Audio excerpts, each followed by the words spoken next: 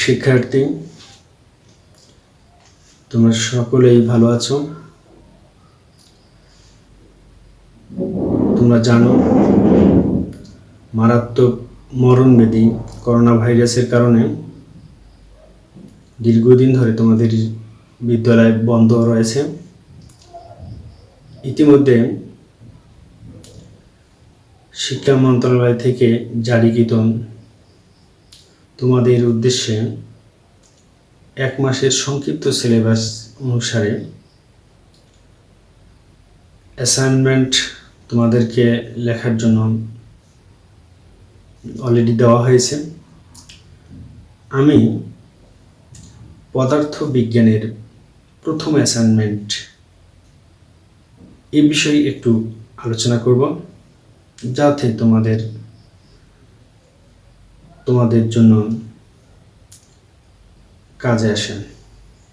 তো প্রিয় শিক্ষার্থী,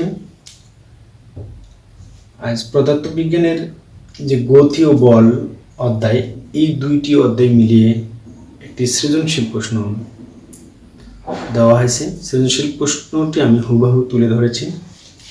তোমরা দেখো, স্থির অবস্থান থেকে যাত্রা শুরু করে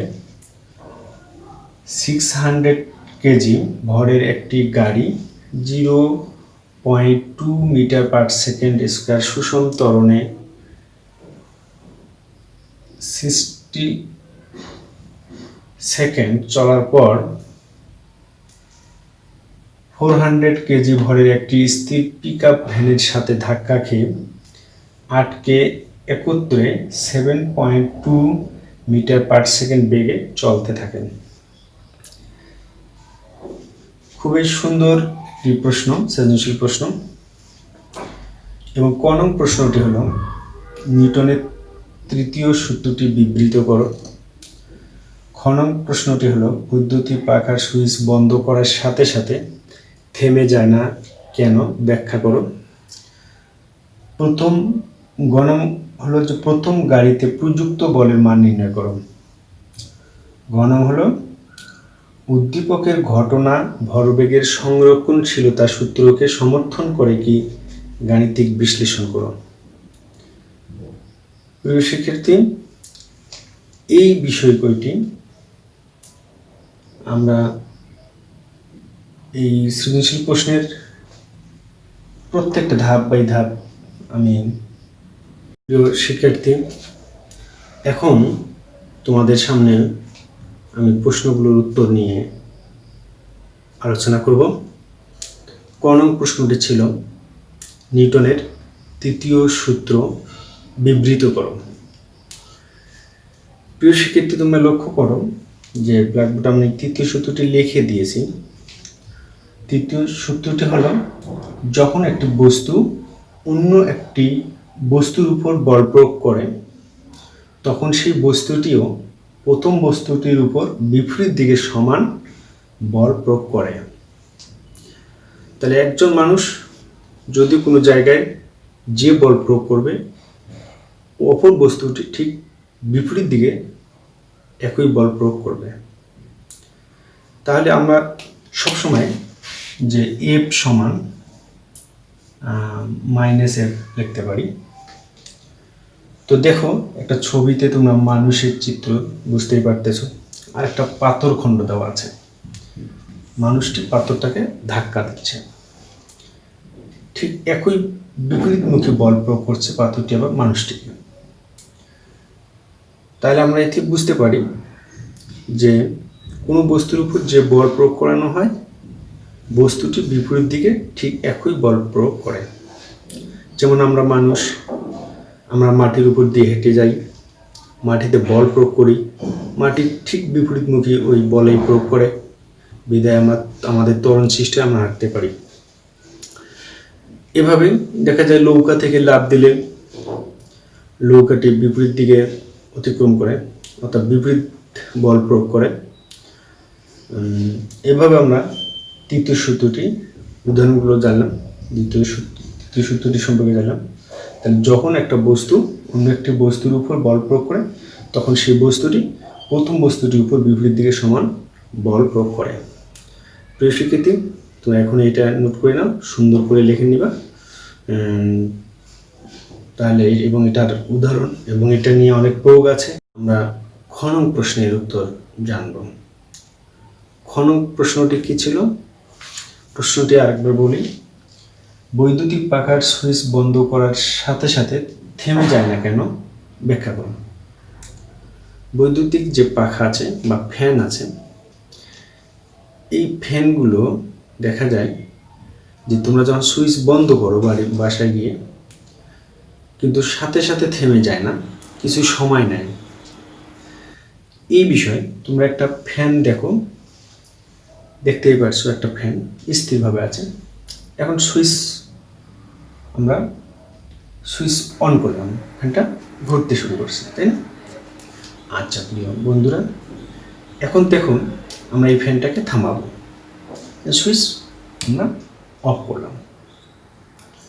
তাহলে দেখা যায় একটু স্লো গতিতে ঘুরতেছে, কিন্তু থেমে যায়নি, তাই না? ঘুরতেছে, আস্তে ছোলো গতিতে ঘুরতেছে। দেখা যাবে এই ফ্যানটা কিছুক্ষণ সময় নিয়ে তারপরে থেমে যেতে পারে।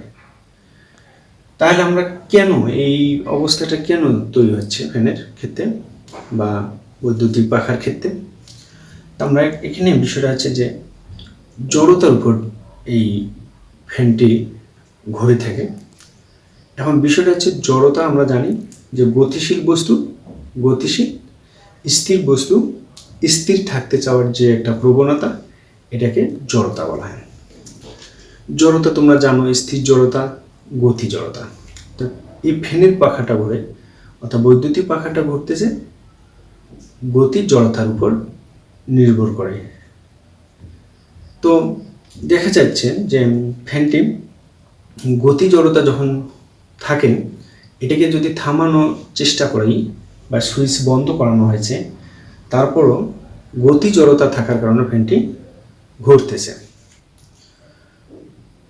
এখানে কিছু সময় নিচ্ছে, তারপরে হয়তো থেমে যায়। কারণটা আছে এখানে বায়ুর একটা বাধা আছে বা বায়ুমণ্ডলে বাতাস আছে। এই বাতাসের কারণে এক সময় বৈদ্যুতিক পাখাটি থেমে যাবে। তাহলে প্রশিক্ষিত আমরা এতে বুঝলাম কি, গতি জড়তার উপর ভিত্তি করে ফ্যানটি চলে থাকে।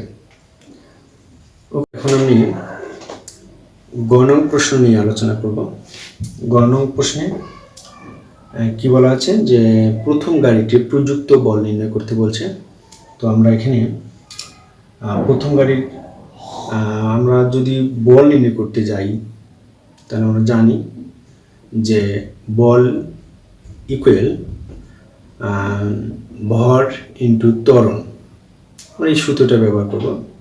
তো আমাদের এখানে দেখা যাচ্ছে যে গাড়িটির ভর দেওয়া আছে আর গাড়িটির ত্বরণ দেওয়া আছে। তো আমরা এই দুটির থেকে আমরা প্রযুক্ত বল নির্ণয় করব। একটু লিখি যে এখানে প্রথম গাড়ির ভর m সমান 600 কেজি। প্রথম গাড়ির ত্বরণ কত পাবো? ত্বরণ a সমান আছে 0.2 মিটার পার সেকেন্ড স্কয়ার। হ্যাঁ, এটা পেলাম। তারপর আমরা কি প্রযুক্ত বল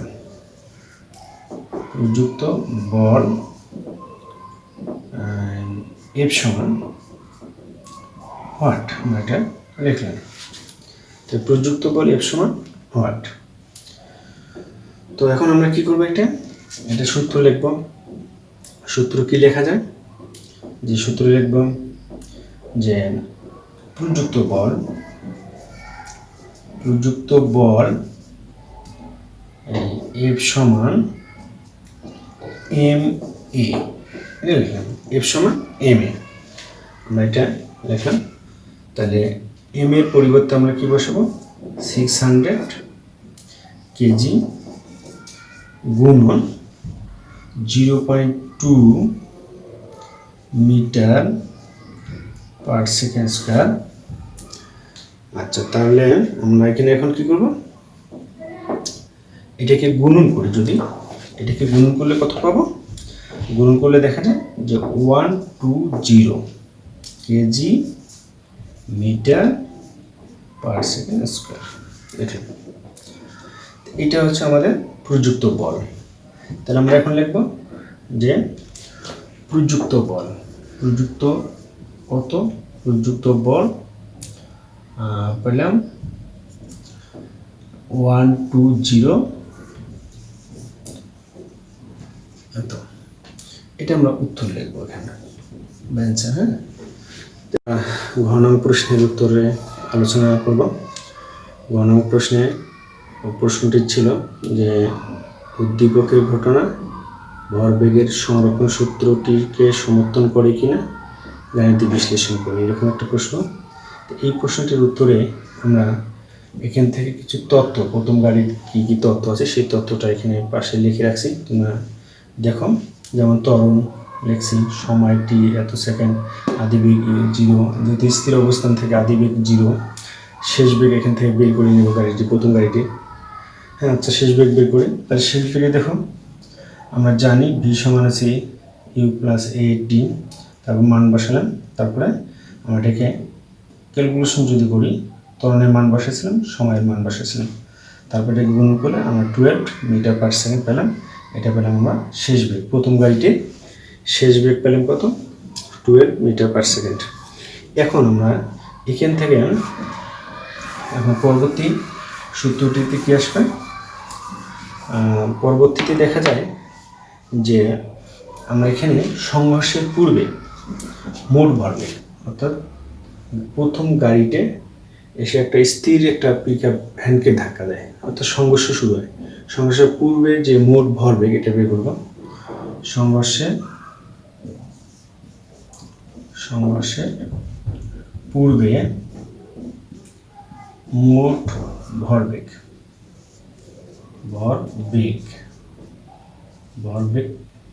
P1 ধরলাম। সূত্রটা কি, M1 U1 plus M2 U2, এটা সূত্র। তাহলে সংঘর্ষের পূর্বে মোট ভরবেগ। তাহলে আমরা এখানে প্রথম গাড়ির ভর কত, M1 সমান 600 কেজি, পিক আপ ভ্যানের ভর হচ্ছে M2 সমান আছে 400 কেজি। তাহলে M1 M2 আছে, U1 আদিবেগ কত, সংঘর্ষের পূর্বে গাড়ির বেগ ছিল কত, U1 সমান 12, আর সংঘর্ষের পূর্বে পিক আপ ভ্যানের বেগ, পিক আপ ভ্যানটি যেহেতু স্থির ছিল আর গাড়িটি চলন্ত ছিল, এসে লেগে দিয়েছে। তাহলে গাড়িটির বেগ হচ্ছে U1, অর্থাৎ গাড়িটির যে শেষ বেগটা ছিল এটা হবে এখানে সংঘর্ষের পূর্ব মুহূর্ত বেগ। তাহলে আমরা এখানে সূত্রটা লিখি, M1 এর মান হচ্ছে কত, 600 এত কেজি, গুণন এটা হচ্ছে 12 মিটার পার সেকেন্ড, যোগ ইন্টু এসে কত 4। তাহলে আমরা এখানে গুণন এত কেজি গুণন কত পাবো, 0। তাহলে আমরা এটাকে ক্যালকুলেশন করলে এটা তো 0 হয়ে যাবে। আমরা এখানে 600কে 12 দিয়ে গুণন করব, গুণন করলে একটা মান পাবো কত, 6 আর 12 তো 2 শূন্য লিখলাম, এত কেজি মিটার পার সেকেন্ড পেলাম। এটা পেলাম ভরবেগ।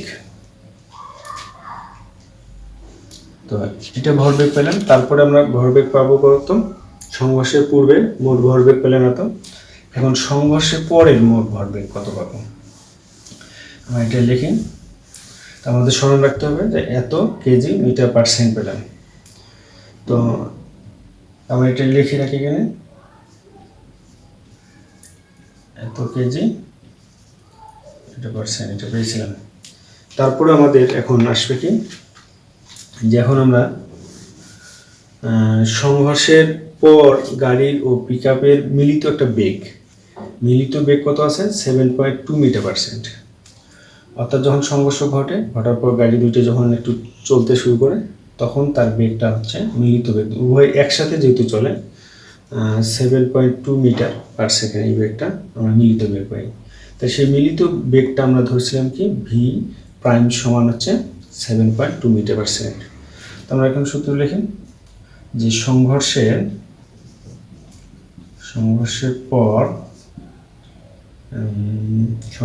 পর মোট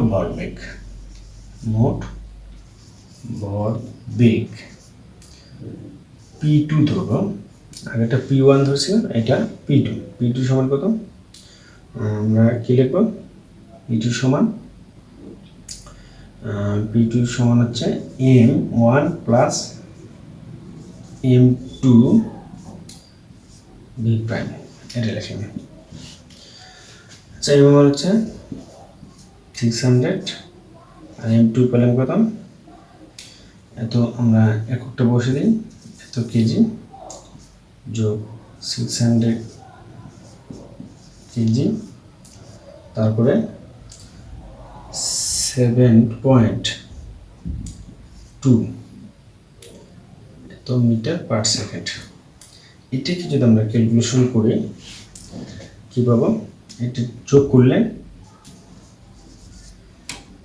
1000 গুণন 7.2, এটাকে আমরা গুণন করলে কত 7.200 এত পাবো।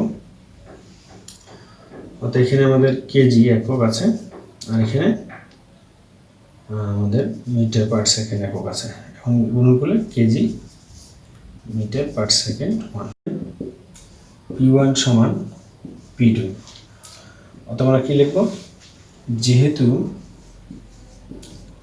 P1 ও P2 এর মান সমান,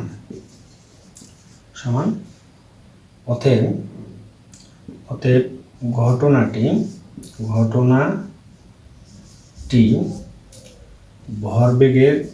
ভরবেগের সংরক্ষণ সূত্রকে সমর্থন করে।